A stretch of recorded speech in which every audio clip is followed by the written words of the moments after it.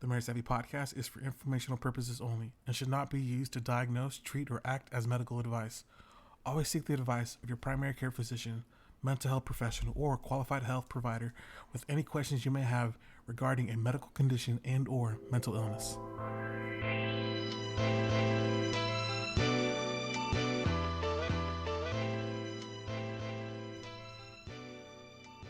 What's up, everybody? My name is John Bautista, and you are listening to the Marriage Savvy podcast, where we believe that being savvy about your marriage can help you not get finessed by it. We got a gem of an episode for you guys today. We're going to bring on Amanda Richardson, who is our lead director of our coaching team at The Marriage Place. And she is going to facilitate, on air, live, facilitate a coaching session with Kim and John Bowen, our CEO and founder. Isn't that crazy? So you don't want to miss it. Coming up on today's show. All right, Amanda, thanks for jumping on today's episode. I'm excited for the series that we're going to have, and it's a coaching series. It helps people understand a little bit more about what our coaching program does at The Marriage Place. So go ahead. I want you to introduce yourself and tell people who you are.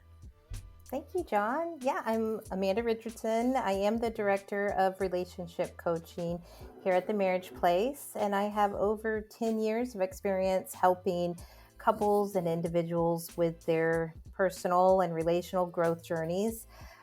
I have been with The Marriage Place 3 years and lead an amazing team of expert coaches that provide customized relationship growth strategies and empower our clients to have healthier, more fulfilling relationships with themselves and within their families and with their spouses. And I also, by the way, am an Enneagram enthusiast. I absolutely love utilizing my type 2 helper personality to come alongside individuals and couples in their growth journey.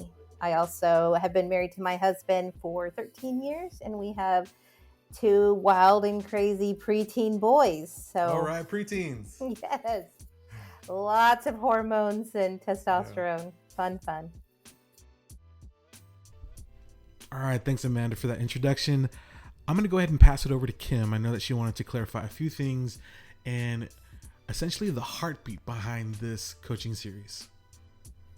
What we're trying to do here is show people how this work is done and what this looks like. And I have been kind of in the public eye, so to speak, for years, telling our story in different ways, through blogs, through podcasts, through videos on YouTube, through what I teach my clients every day. And we don't get to hear from John very much. I think there's been 1 or 2 times where he bravely showed up and made a video that we've used. But we sure haven't gone very deep into our story. And people have asked for that. People have written in and they're like, wow, this story is interesting or whatever, but we don't really have much of the details, or we haven't gone very deep in that. Well, it's really a personal story. It's our story.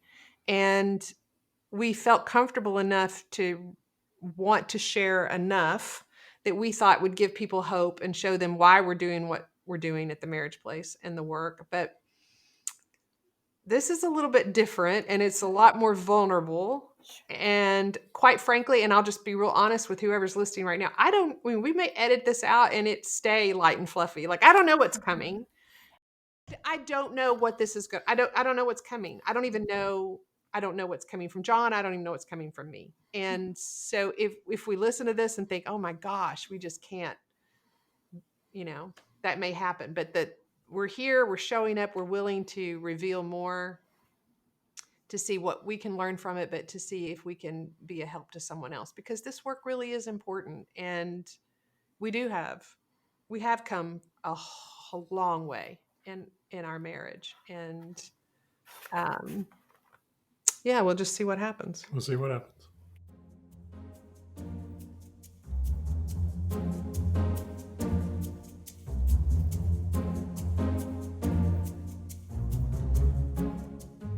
What was it like when you first bumped up against conflict in your relationship? How real do you want to be? So the first conflict, the only real major, was my mother. Um, there were some very difficult times. I mean, they didn't want us to get married, my parents. I wasn't good enough for their baby boy. And it was very, I mean, I remember difficult times about that. I remember one time I don't remember exactly what had happened, but something bad had happened when my parents were there and they were leaving. And I just, I started crying and I said, I feel like I'm I'm in the middle and I don't like this. And my mother was reassuring in her way, but it was a long time before it got better. So that was the biggest problem that we had, our dating relationship and in our early marriage. Man, that's a big first obstacle. Yeah. To feel torn between your love, Kim, and your parents. So, Kim, how did you experience that conflict? What came up for you? Well, now as a therapist looking back, I can diagnose it. I can tell you exactly what was happening. I can tell you what the cycle was, what was going on. But at the time, I felt threatened and insecure and scared all the time. John's mom, later in life, we ended up having a pretty good relationship. But at the time, I mean, I was young. I was 23, 24 years old, and just out of college, starting a career and feeling scared about some of that and unprepared. And she just came in and was hypercritical of everything. And I think even on some level might have thought she was helping me by, giving me all these points of improvement but she could be quite blunt and mean about it, just some things that were said. And so I didn't know what to do with that. I didn't know how to handle that. And so our conflict, a couple of things. I did not feel safe to be myself in his family. I felt very judged. I expected him to be the buffer between me and them and stand up for me or protect me from the criticism that was coming at me and the judgment that was coming at me. And he had no experience. I mean, the women in his family are a force to be reckoned with. And there's John, and he did not know how to find himself in that, to set boundaries, to create a safe space.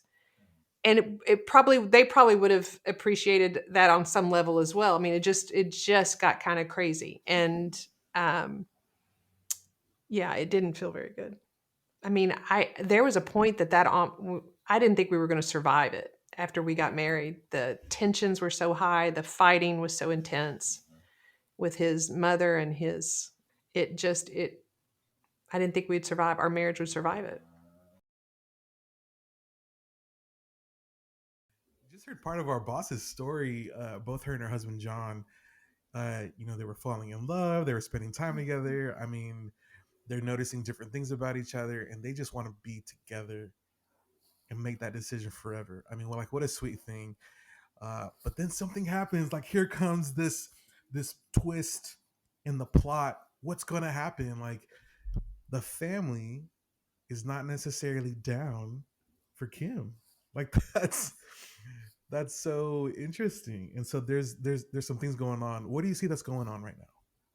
Goodness, I want to normalize this because, Kim is our boss and, we're hearing this Yeah. really vulnerable side of them, which I so appreciate them being open and willing to share with our audience. But this truly is so similar to most of the clients we see where they meet and everything's good and they feel that connection, and that's great, and that's what we all crave, that attention, affection, appreciation, acceptance, and allowing. But bam, something happens, like John's parents kind of rejecting Kim, and there's pain, and that pain is what causes conflict and disconnect in the relationship.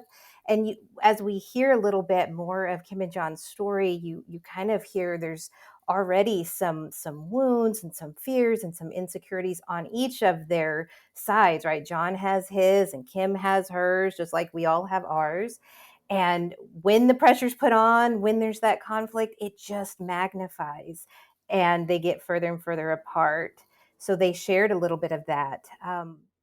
Right now, if you were to just summarize what is disconnecting them right now at this point in their story, what would you say that'd be? The big disconnect, I think, would be probably John. And at this time, I mean, this is something they've worked through and Right. grown and healed, but early on, his inability to really, Kim mentions protect her in public and private. Like that's one of the key rules to creating a secure relationship, is that our spouse has got our back. Yeah. Well, early on, John wasn't aware of this. He wasn't taught this. In fact, he was taught the opposite. So I think that was one of the key issues. Yeah. Also, Kim wasn't super aware either of what's going on and what she's feeling. She's feeling like, man, he's abandoning me, as opposed to really seeing the best, and that John's heart is not to leave her and to choose his parents. He's torn, right? Yeah. So I think they're just such a disconnect for both of them, Yeah. a lack of understanding, and then also just a lack of maturity. I mean, I was going to say the same thing. It doesn't sound like they're understanding each other at this point. John really wants to love his parents, but then also um, essentially grow into this new love with Kim. And then Kim is like, "Yo, why aren't you on my side? Like I thought we're supposed to be together." And she's not, from her perspective, experiencing that from John's behavior and his actions by feeling like he can't set boundaries or stick up for or stand up for or protect. Absolutely. Yeah. So you mentioned that there are some rules that at the very beginning of any type of coaching relationship, that if something's going on, you establish something. Can you give us an introduction to that, and then kind of explain what that would do for a couple? Absolutely. So in my couple sessions, I like to go ahead and teach them these rules. And this is just the Marriage Place's take on how to create a secure relationship. We go through, there's 10 basic concepts, and I'm happy to go through those now and share those if you think that would be Yeah, helpful for the audience to hear. absolutely. Okay, so rule number 1, each partner is an equal. No one is the CEO, have a shared vision and purpose. Mm. 2, each partner is willing to risk being vulnerable and is respectful when their partner is vulnerable. That one's easy to say. Let me read that one again. Sure. Each partner is willing to risk being vulnerable and is respectful when their partner is vulnerable. That is a tricky one, especially like with Kim and John. They're not aware. They're still very protective in this early relationship. It's hard to be vulnerable when you're a little bit still scared, a little bit insecure, a little For bit sure. threatened. 3, all decisions are made for the good of both of you. No one wins and no one loses. But you see, as we hear their story in that aspect, they're kind of against each other. In a way, Kim's seeing John's parents is winning, and maybe John's winning and she's losing. That's not actually what's happening, but that's how it feels. That's her experience. Yep. Exactly. 4, protect your partner in public and in private from all threatening elements, including you. And for Kim and John, including John's parents, right? Yep. 5, correct all injuries, offenses, and injustices as soon as possible, and do not argue who started it or debate. Man, that's like a really big one for our circumstance right now. Absolutely. 6, make frequent and meaningful gestures of appreciation, admiration, and gratitude. This one can be really tricky for individuals and couples that weren't taught this growing up. Yeah. 7, have frequent non-sexual physical contact, Hug and kiss good morning, good night, hello, and goodbye. Hold hands, put arms around each other. Hmm. Also can be tricky if you weren't shown a lot of affection growing up. Oh, for sure. 8, make your partner the go-to person for all matters, making certain your partner is first to know, not second, third, or fourth in matters of importance. Hmm. 9, protect the safety and security of your relationship at all costs. This one is also playing out for Kim and John early on. Mm-hmm. And 10, learn your partner well and master the ways of attraction, influence, and persuasion without the use of fear or threat. Yeah. And we haven't even talked about attachment because, I Right. mean, there's something that also impacts how we play by these rules. And if we can play by these rules, is the attachment, Mm-hmm. right? Absolutely. Um, Looking at these rules, is there one, two, or three maybe rules that you think are like right now for Kim and John's story the most vital? Well, the obvious one would be number 4: protect your partner in public and in private from all threatening elements, including you, because at this point in the relationship, Hmm. it's John's parents that are the threat. They're not accepting or approving, or somehow rejecting Kim. I'm Yeah. not sure how much John was aware of it and or how much they talked about it. I'm hoping they will share more, but Yeah. um, that one was the one that came up.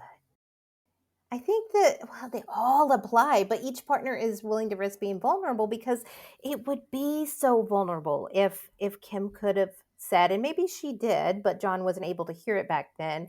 Hmm. Just, man, I feel alone. I feel so unaccepted by your parents, and I just need to feel Yeah. like you've got my back, John. That's really vulnerable. And then Yeah. also for John to be able to go, man, Kim, I'm scared. I love you and I want to protect you, but I don't know what this could do to my relationship with my parents, and I don't want to let you down. That softer, Hmm. vulnerable approach could have helped them early on, and I imagine they've learned that now over their years and of creating a secure relationship, but they didn't have it back then. Yeah. Man, that is so good to point out. I mean, specifically, number two, each partner is willing to risk being vulnerable. For people that may not have grown up with that kind of language growing up, like vulnerability, from my perspective, and you can add on to this, is that vulnerability is the willingness and the openness to be seen for who you are Yeah, and for what you think and what you believe. Um, absolutely. to be bare, like emotionally bare in front Mhm. of somebody. What do you think about that? I think that's right, that you're willing to, it comes down to intimacy, right? You're willing to get naked and show everything, how you're Hmm. feeling, your fears, your beliefs, all of it without the fear of rejection. Yeah. And for Kim, like in the story, she was saying, just like what you had mentioned before, is that um, if she were to have had even more language to say, hey, I feel really alone in this relationship whenever you do this or do not say this. And Mhm. for John, I could understand his position of saying, I don't know how to talk to my mom about boundaries. Like, I don't know how I'm scared to lose our family dynamic. I'm scared to lose our closeness. I've never done this before to where I've had to stand up for her or stand up Right. to her. Right. So both of them, and Kim mentioned like they were like 23, 24. So young. Um, so They didn't young. Yeah. know. They didn't know. I And, know. and that's something that like, even as a coach, like you're taking that into consideration when couples go into your session, your room. Emotional maturity is like always assessed. Absolutely. And every relationship is unique, every individual is unique, and we're all on a growth journey. And so I Hmm. like to just start with wherever they're at. Hmm. I encourage couples, if they're open and willing, to reading this, picking the ones, maybe all of them, that resonate with them the most, or even customizing them. Take out the stuff that doesn't resonate with them and put in what does. And then I have a lot of couples that say they print it out, hang it on their mirror to remind each other. They even talk about some of it with their kids because as they're working at creating secure relationships with each other, they're also learning to teach their kids how to have healthy, secure relationships. So, absolutely adopt it, customize it, and then practice it. And we learn tools with each of these in session together to apply to the relationship. But this is just kind of foundational. These are the goals. This is a vision for your new, best, secure relationship. Yeah. Guys, I mean, imagine you going into a coaching session at the marriage place and saying, you know what, guys, we need a new foundation in our relationship. And here are some of the rules that you would actually, work with our coaches to help you implement these, adopt these, customize these for your specific relationship. Listen, guys, we all struggle. We all have issues. We all have things in the past. We all get caught up in stuff. We all at times get defensive or have the potential to get defensive. And imagine being able to do the work with a coach to help understand, what are some of the cracks in our foundation? How can we repair these? So, Amanda, thanks again for jumping on. I mean, this has been a phenomenal first session just to kind of get a glimpse of what Kim and John were going through years ago and seeing how you see them through your coach's lens. Thank you, John. I loved it. Lots of fun. Awesome. All right, guys. Well, that's our show for today. I hope that you guys enjoyed getting a little bit more of a peek inside John and Kim's origin story and some of the things that they face. And as you can tell, as you can hear, is that, man, we face a lot of the same things. Sometimes there are different interactions and different dynamics, and we got to wrestle through that. And we want our partners to show up. And the way that we do that first has always been to show up for ourselves. Like, how can we get better at communicating and being vulnerable before there are ruptures? That is today's episode. We are going to bring back Amanda for coaching session number 2, and I can't wait for her to show you the next tool that she brings up in some of her most impactful sessions. You don't want to miss it here on the Marriage Savvy Podcast. I'm your co-host, John Bautista, and we see you next time. Peace.